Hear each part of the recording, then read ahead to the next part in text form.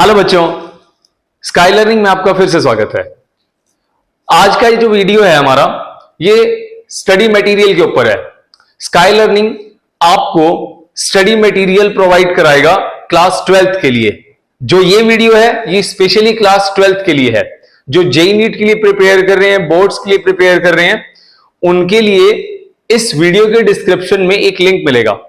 उस लिंक के अंदर आपको chapter wise multiple choice questions होंगे और जैसे क्वेश्चन बैंक्स होंगे, प्रैक्टिस शीट्स मिलेंगी आपको।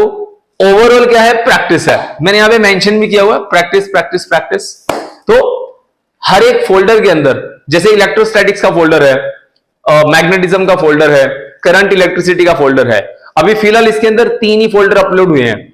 उन तीनों के अंदर जो स्टडी मटेरियल रहेगा वो काफी अच्छे लेवल का है।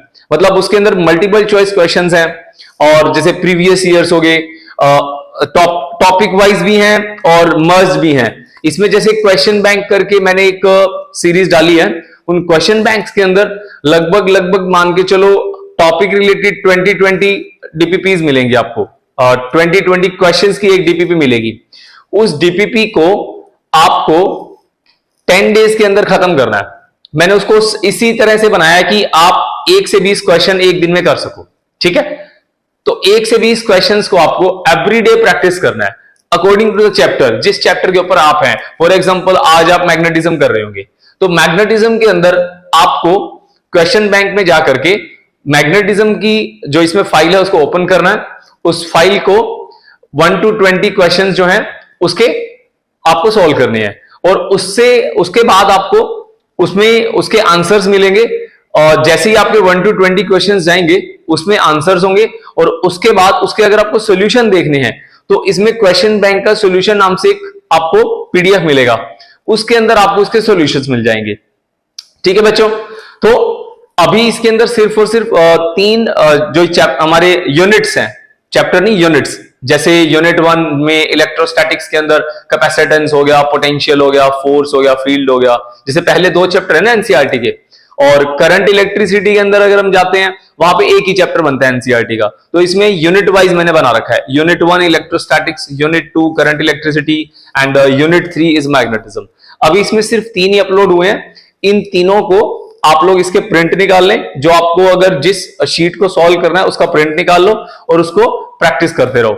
जितना हो सकता है आप उसकी रेगुलरिटी बनाओ, क्योंकि जेईई मेंस और नीट के एग्जाम को क्रैक करने के लिए जितना हो सकता है आपको प्रैक्टिस करनी है। जितनी ज्यादा प्रैक्टिस, देखो मैंने बार बार लिखा है practice practice practice practice practice practice and maintain the consistency. आपको कंसिस्टेंसी को मेंटेन करना है जितना हो सकता है। ये लिखा मैंने इसलिए क्योंकि लिखने के बाद बोलते हैं कि लिखा हुआ ध्यान में रहता है, ज्यादा ध्यान में रहता है। तो इसीलिए आप क्या करोगे, जितना हो सकता है हर क्वेश्चंस को बार बार प्रैक्टिस करोगे उसकी। क्लियर है?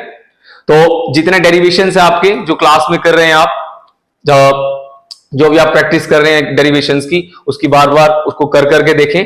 और जितने क्वेश्चंस हैं उनसे रिलेटेड न्यूमेरिकल्स हो गए, डेरिवेशनल टाइप क्वेश्चंस हो गए। कहने का मतलब है जितना हो सके प्रैक्टिस करो बच्चों। ठीक है, और इसके बाद के जो चैप्टर्स हैं धीरे धीरे मैं इस पे अपलोड करता रहूंगा, और सारे के सारे आपको जो मतलब पीडीएफ है हर एक चैप्टर के। जैसे अगला होगा इसके अंदर मैटर एंड मैग्नेटिज्म का, ऑल्टरनेटिंग करंट, इलेक्ट्रोमैग्नेटिक इंडक्शन, तो सारा का सारा आपको इसी वीडियो के अंदर मिलेगा।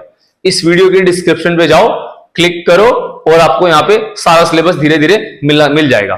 ठीक है बच्चों, बाय बाय, पढ़ते रहें, टेक केयर।